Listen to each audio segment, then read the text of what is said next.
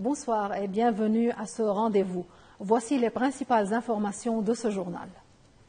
Le Premier ministre libanais Nawaf Salam s'est rendu au Liban Sud, accompagné de plusieurs responsables politiques et militaires. Une visite marquée par les protestations des habitants qui réclamaient un retour rapide dans leur village détruit par les frappes israéliennes.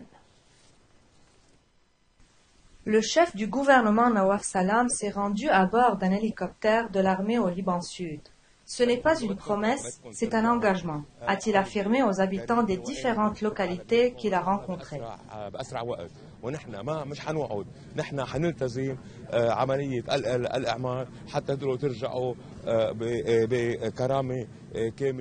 En réponse à leurs doléances et demandes, M. Salam a insisté que la reconstruction des villages détruits est une priorité absolue.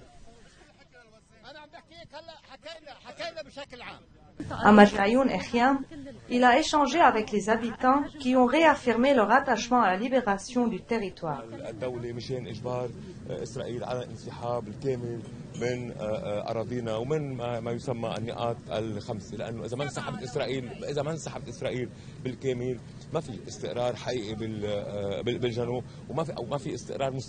À Nabatieh, il a constaté l'ampleur des destructions, visiblement ému face aux dégâts massifs.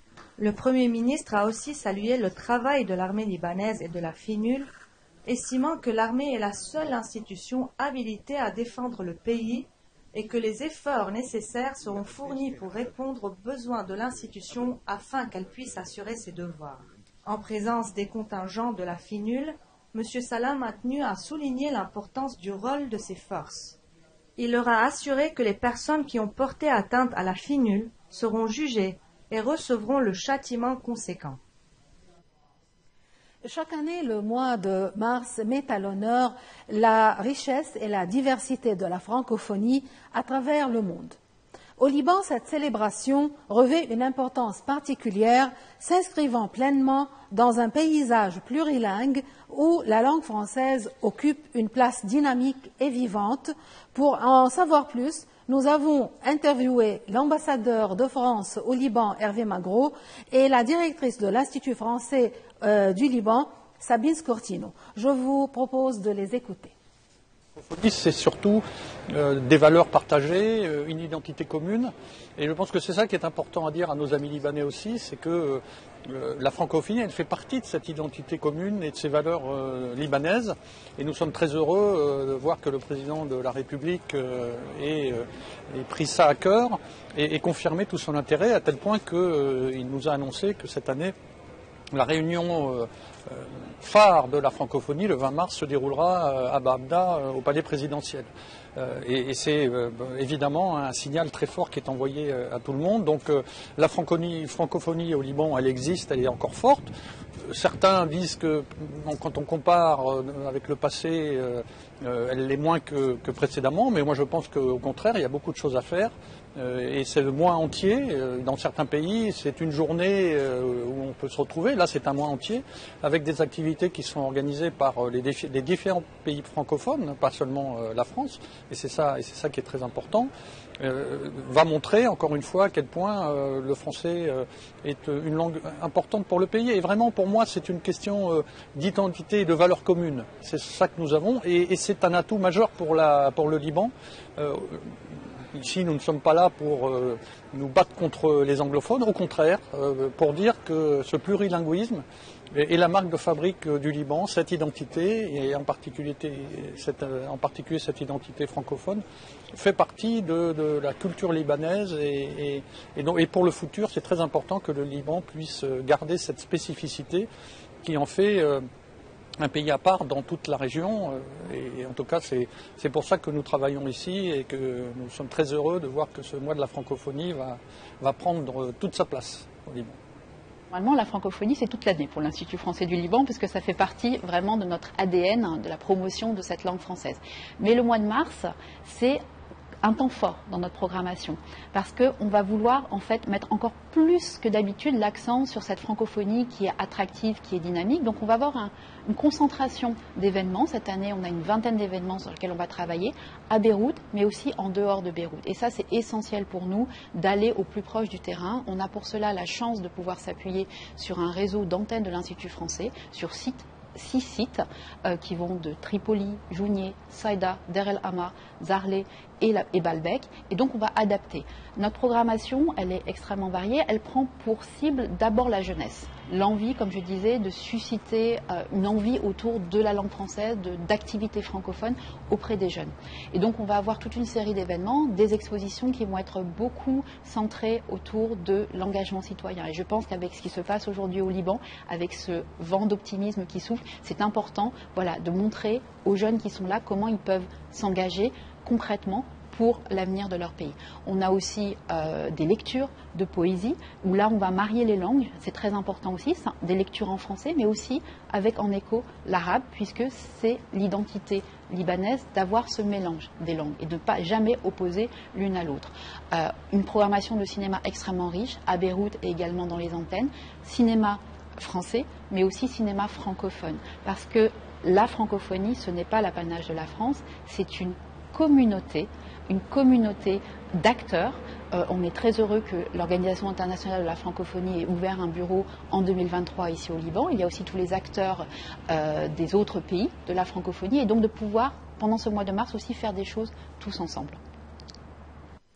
Retour en arrière sur un moment marquant pour la francophonie au Liban. En 2009, Beyrouth accueillait les Jeux de la francophonie, un événement qui a rassemblé athlètes et artistes venus des 4 coins du monde. À travers ces images d'archives, replongeons dans l'atmosphère unique de la cérémonie d'ouverture, un spectacle haut en couleurs qui a célébré le sport, la culture et les valeurs francophones.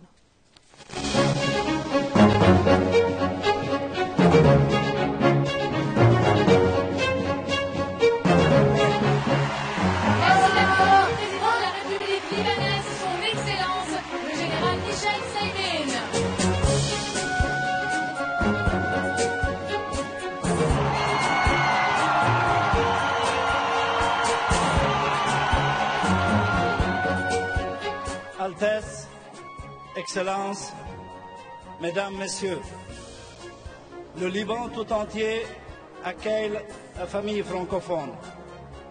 Notre pays a le privilège d'avoir lié son destin à la cause du droit, de l'entente et de la convivialité.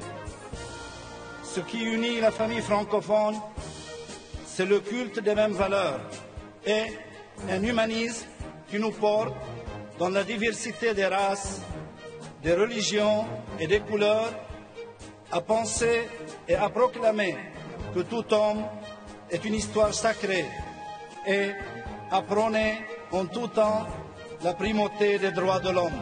Les Jeux de la francophonie véhiculent une image jeune, festive et populaire. Dans un pays comme le Liban, plurilingue, ils démontrent que la francophonie n'est pas exclusive. Elle porte d'une manière altruiste nos valeurs plurielles. Je voudrais saluer et consacrer ce soir, dans ce lieu hautement symbolique, la victoire du Liban. Le dialogue, l'amitié, la solidarité, le partage peuvent devenir réalité et transcender les différences de couleur, de culture, de religion.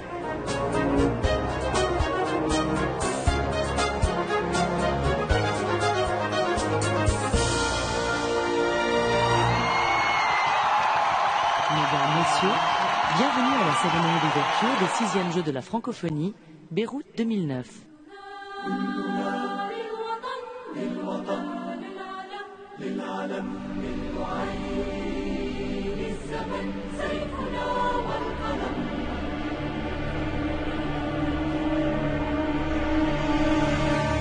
Vive le sport, vive la francophonie et vive le Liban! باسم الجمهورية اللبنانية افتتاح الدورة السادسة للألعاب الفرنكوفونية.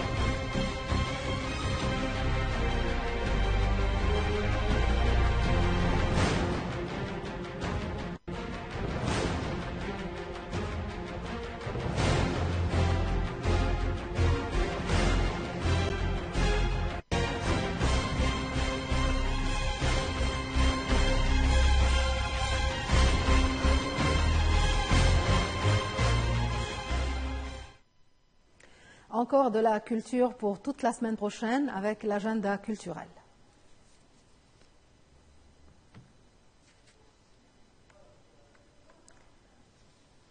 Excusez-nous pour ce défaut technique. En fait, nous arrivons à la fin de ce journal. Merci pour votre attention. Bonsoir.